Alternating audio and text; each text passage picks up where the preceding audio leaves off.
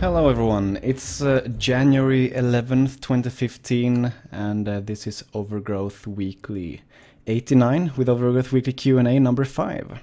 My name is Lucas Oshwan. Hi, I'm David Rosen.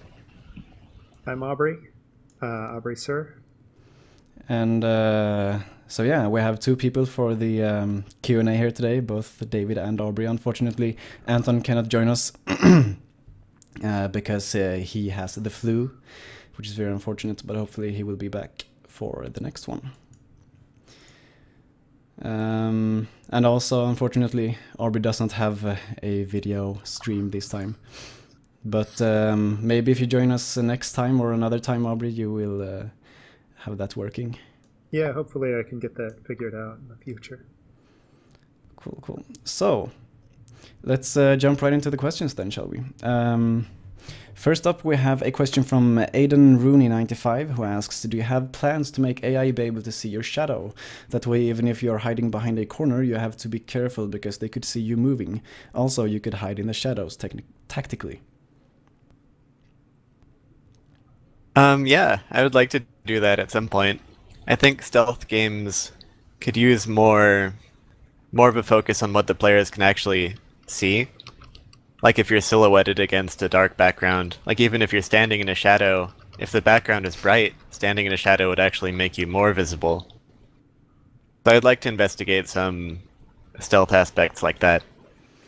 Do you have any ideas as to how you could do that?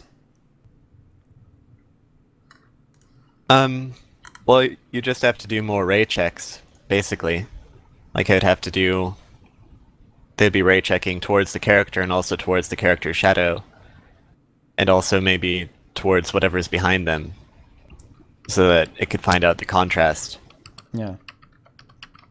Okay, cool. Next up, we have a question from Green Flame, who asks, do you plan to add visual marks for wounds? As of now, there is a blood mark, but it blends in with the blood trails.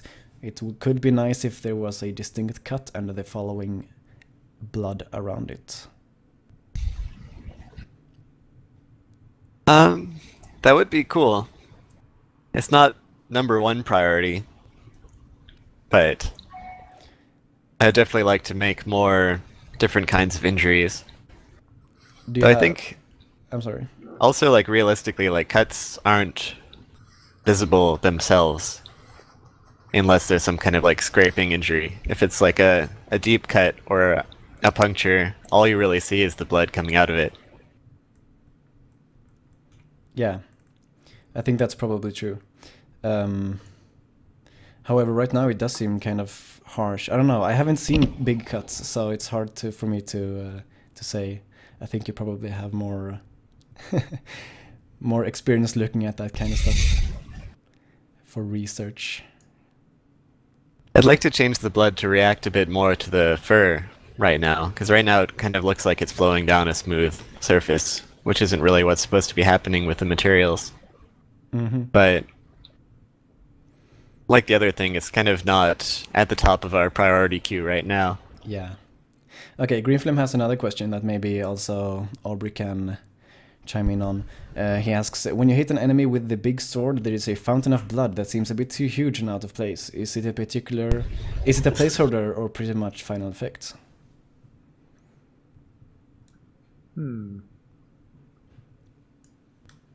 I think that's more of a David question, actually. Like,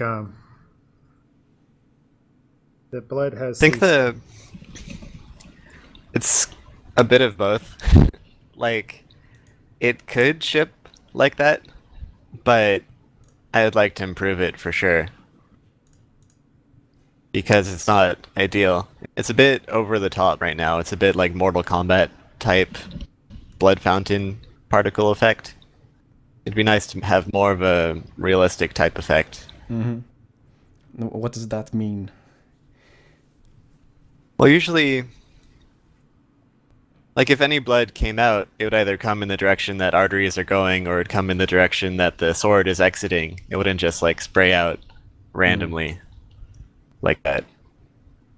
I think at one point I did a test asset for a kind of blood density for the characters was like a texture map that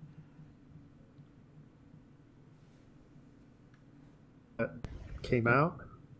So it'd be cool to, kind of mark where the arteries are, and if you hit them, they spray out. But it's kind of like a lot of work to do for a thing that most people won't notice. Yeah. The target look for most of it is kind of movie realism. It's like right now, if you see a movie and someone gets hit by a sword, it usually doesn't look like that, unless it's a very stylized movie like the second 300. That one had blood that kind of looks like the blood we have right now. But if you have more of a realistic looking movie, they don't have that kind of crazy Mortal Kombat blood. Mm-hmm. All right. Shyisk, SHYICC, asks, are you going to be implementing new game modes? Which ones, and where will they appear in the game?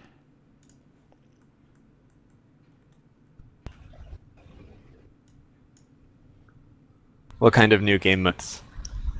Yeah, he asks, are you going to be implementing new game modes? Well, we're going to have a campaign mode, which we don't really have at the moment. And we might have more different kinds of local multiplayer, at least. Mm-hmm. And also probably some more different kinds of challenges. So I guess the answer would be yes then. Yeah.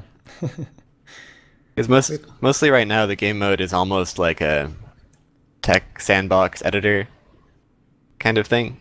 So we want to add more like gamey game modes where there's objectives that you can play multiple times and try and optimize for. Mm.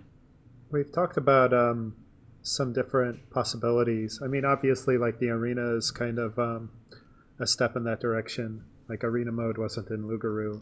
We talked about something maybe oriented around raiders, but I think the main priority now is to get the actual Lugaru style story mode working.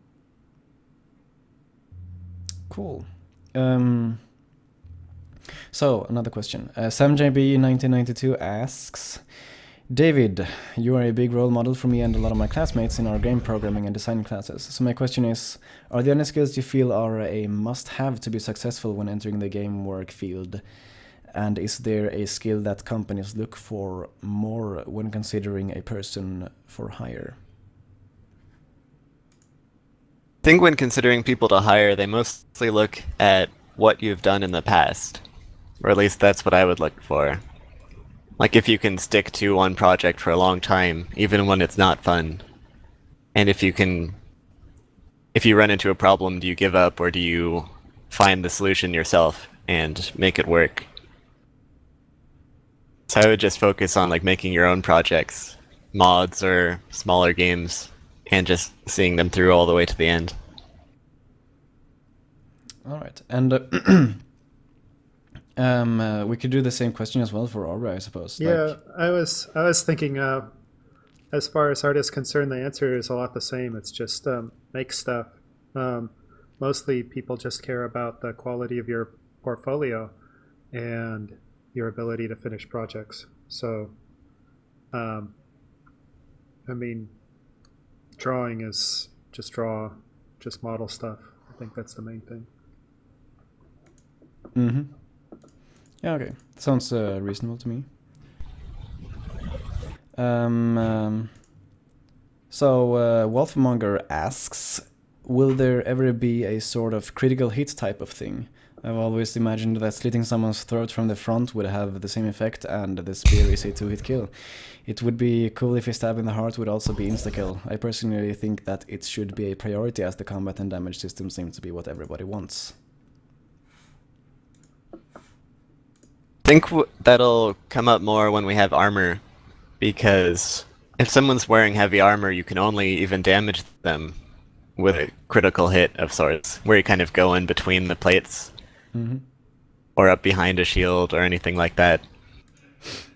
So I think that would probably be more of a trade-off between speed and precision.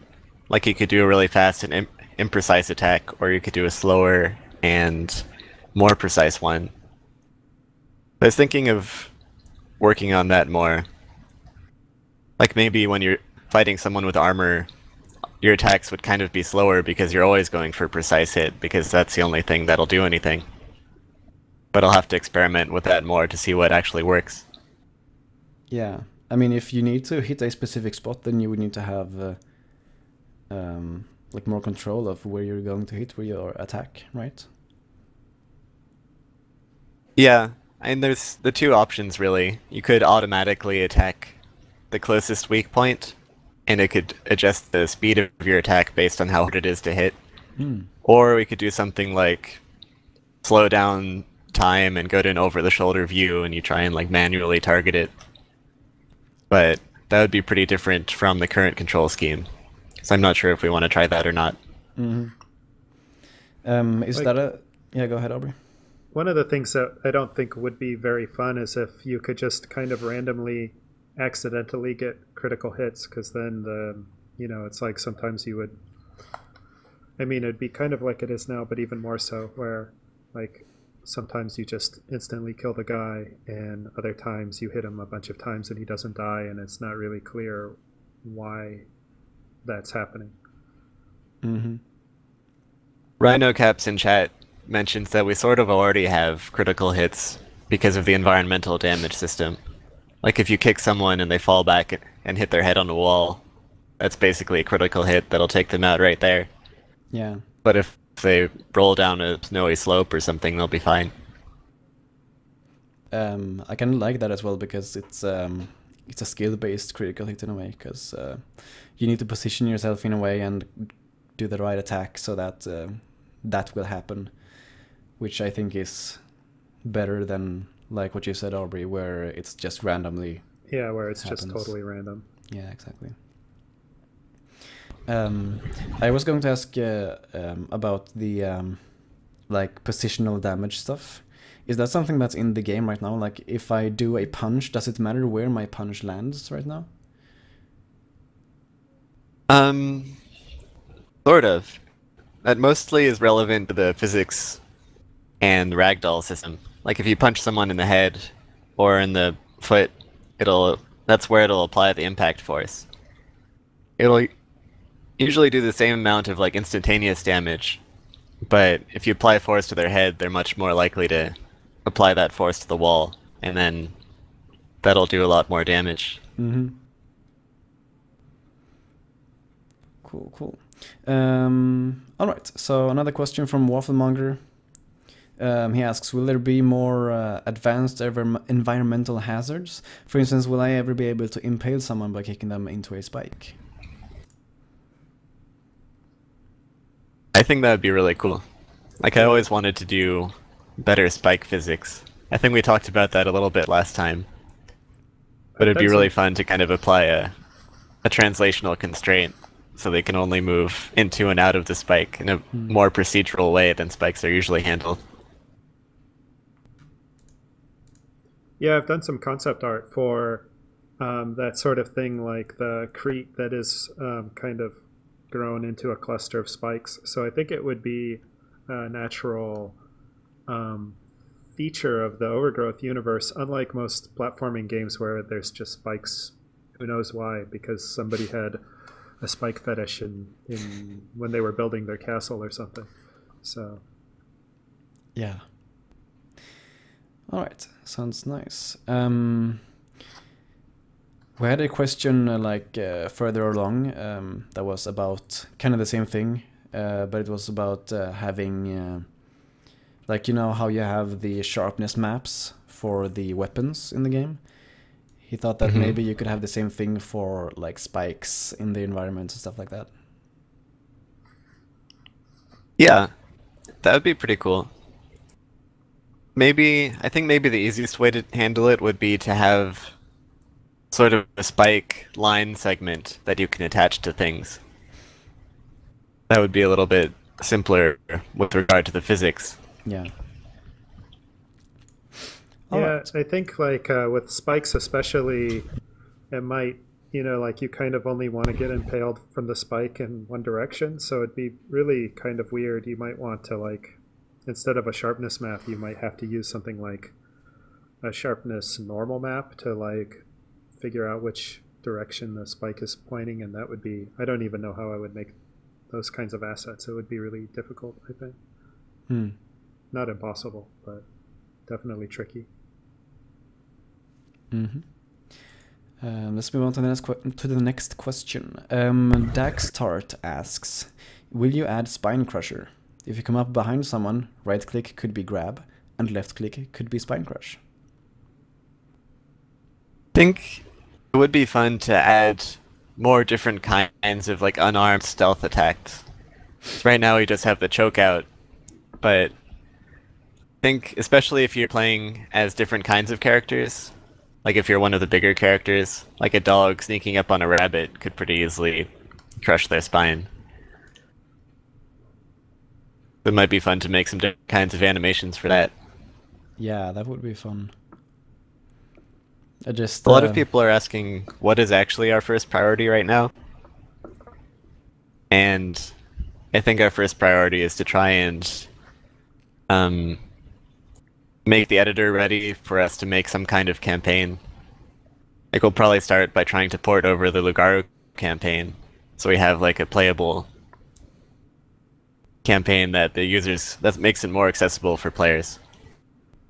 One of the things that somebody asked about what Jill was working on, and one of the things she's been working on is kind of tool usability and making sure all of that stuff is working okay. And I've been working on some new levels, and basically the way that progresses is that we work on them, we try out the tools, we see what we can do with them, and when we find places where we want more functionality, we report that back to David, and then David works on it.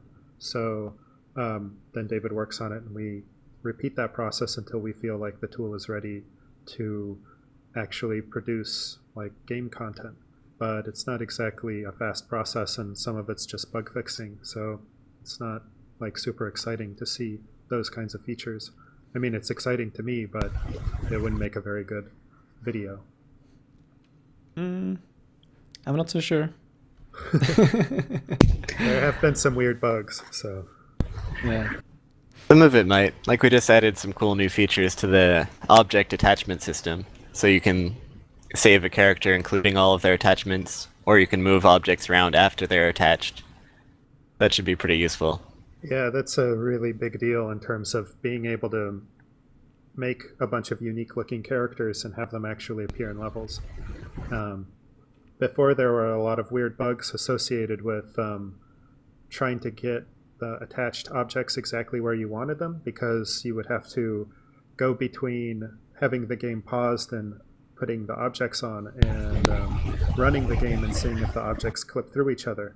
So now that we can more easily edit the attached objects on the fly, that whole process is a lot more seamless. Yeah, that's nice. It's a really nice system to make a lot of unique looking characters. Right. It leverages our art content, so it's kind of a big deal. Yeah. Okay, so we're coming up on the last question from the old questions that we didn't get to last time. It's also from Daxtart. He asks, will lanterns be in the game as an alternate light source? Once I get better at map making, I could make a radar map, and it is lit up by lanterns or campfires. Yeah, I hope we can do that. That's a little bit of a technical challenge because I have to add more lighting support in the engine.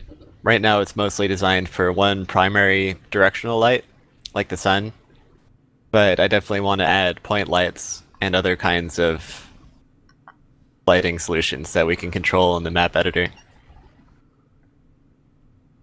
Yeah, more lighting would be awesome. I mean, obviously, from an art perspective, being able to adjust the lighting is kind of, I mean, it's a really important tool in terms of getting the correct mood you want for each area. I'll probably approach that a little bit while we're porting over the Lugaru campaign, because that had some levels with campfires in them. Yeah. Yeah, it should be pretty cool to see some more light sources. I think it's really going to make at least I mean, nighttime maps are going to benefit a lot from having additional light sources. So that should be pretty cool. Yeah, and also, I mean, there's some like interior scenes or caves. Like we have a bunch of art assets to make caves, but it's kind of tough right now since they're a bit too dark to play on. And if you boost the ambient light, the everything looks a little bit flat. Yeah. Okay. Thomas on 1005 asks, what is your target on the graphics and detail side? Do you try to achieve AAA quality or go more stylized? And is there any limit given by the engine, or maybe by the system requirements you're targeting? I think we're going for a pretty realistic look, but AAA quality is kind of a weird concept because the AAA games vary widely different kinds of quality. Like some of them have really good faces, but really low detail environments, or vice versa. But I think we're going to try to be on par or better in the ways that we care the most about. Yeah, AAA is kind of a moving target. I think that for several years our game looked better than AAA in a bunch of ways, and then the AAA guys eventually caught up in terms of some of the stuff, but we're definitely not done yet. So we're trying out new stuff all the time. In fact, one of my main tasks right now is to explore some new software for making characters, so that we can continue to evolve the quality of the art assets. Once the gameplay is more finalized, we want to do another more serious like graphics pass.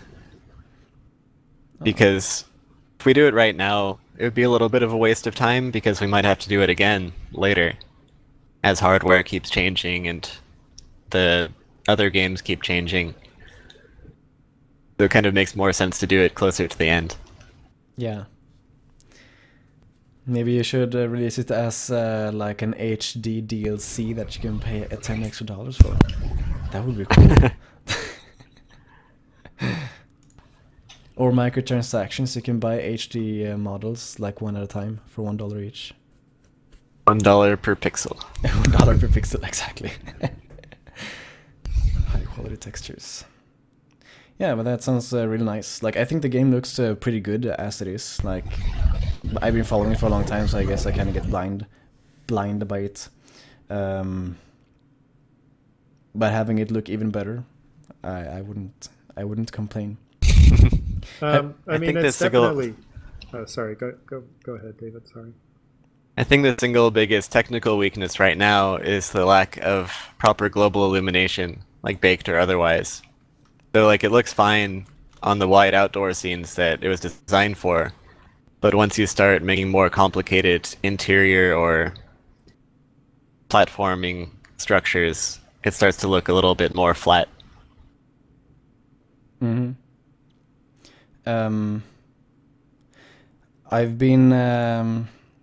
I was thinking about. Since you're talking about upgrading the graphics, one big thing that's happening in the gaming industry right now is physically based lighting. Have you thought about maybe implementing that into the game? Physically based lighting is kind of more of a workflow issue than an actual rendering technology. It's more about, instead of manually controlling. Oh, I lost you there, David. Materials, and you paint those on. Can you repeat that? I lost you. My internet is weird. Sorry. Sure. Yeah, I was saying that PBR is more of a workflow issue than a rendering technique. Where instead of manually authoring specular maps and roughness maps, you tend to prefer to make like a palette of different materials that have like physically realistic parameters. So you have like your copper palette, your gold palette, your iron palette, and then you paint that on. So the engine already supports most of the rendering techniques with regards to like specular maps and roughness and so on. But we haven't added that to most of the assets yet. I'm definitely, that's one of the things I'm going to be experimenting with, because I'm interested in digging into that. I have to make a trade-off between working on art assets that currently work and that I know how to make them. Like, those look they look fine in videos and they're easy to make. Or I can spend time learning totally new software and totally different techniques that I don't know much about, and that takes a lot longer and doesn't really might not necessarily result in any visible progress. So I'm trying to kind of manage to do both at the same time, which is just a little bit slower. Yeah.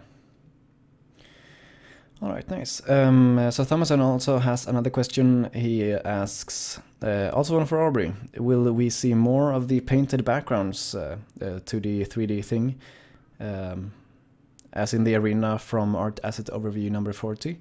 They were cool, and the height maps always seem to end pretty abrupt.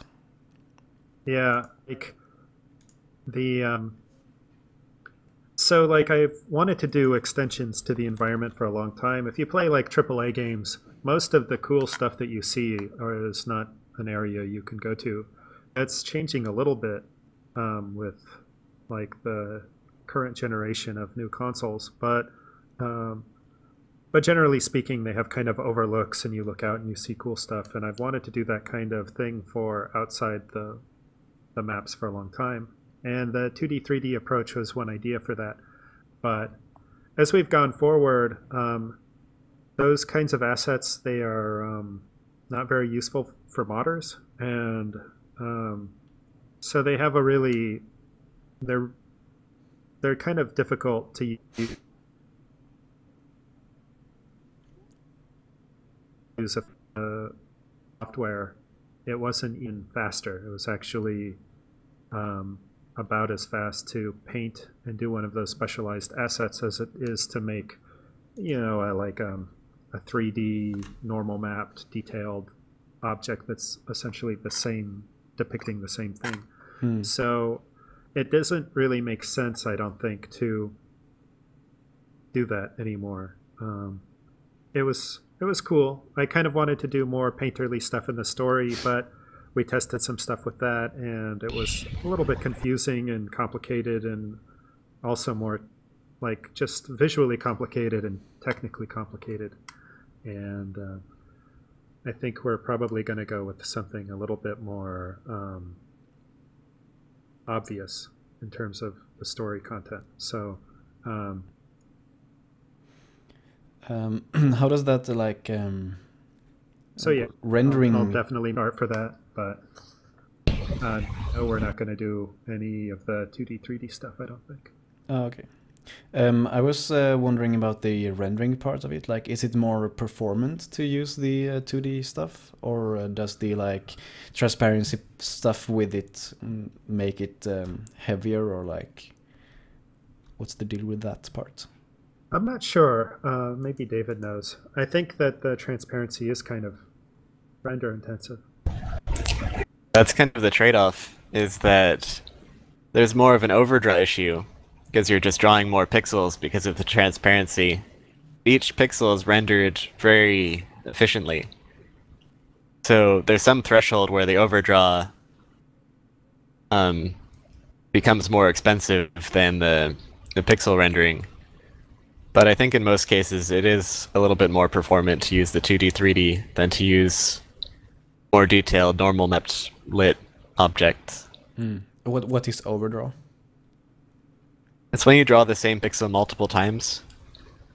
Like if you have a cloud of smoke that has 100 particles in it, you might have to draw each pixel in the smoke 100 times because you're adding the impact of each smoke particle to it. So if you have like 5 2D, 3D layers that are semi-transparent, you'll have to draw those pixels 5 times. Nice. Got some theory in there as well. So another question from Thomason. I think this is going to be the last one because we're soon out of time.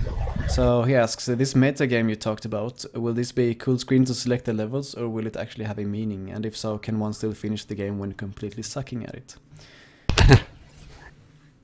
The story, I think you should be able to get through the story campaign without being extremely skilled at the game. But you might not get the best score or anything on those different levels, depending on how much you care about like optimizing your skill versus more like consuming the story. For the arena, I think the arena is going to be a lot more skill-based. Like, you probably can't become like the lord of the arena if you're not very good at it. Is that the official title, maybe? It's like when you finish the arena, it's like Lord of the Arena. That would be pretty cool. Maybe. I don't know. I would like that. Anyway, we have quite a few more questions that we didn't get to today, so we're gonna start with them the next time. So I'm sorry to those that we didn't get to. But don't worry, in 2 weeks they will surely be answered. So big thank you for everyone for watching. And like I said, we'll be back in 2 weeks. And if any of you watching have any more questions, just go to the forums. Actually, if you go to ogweekly.com, we will have a link there in the agenda to the forum thread where you can post your questions. So do that. Other than that, have a nice rest of your day, and we will see you in 2 weeks. Thanks, Bye. everybody. Bye. Bye.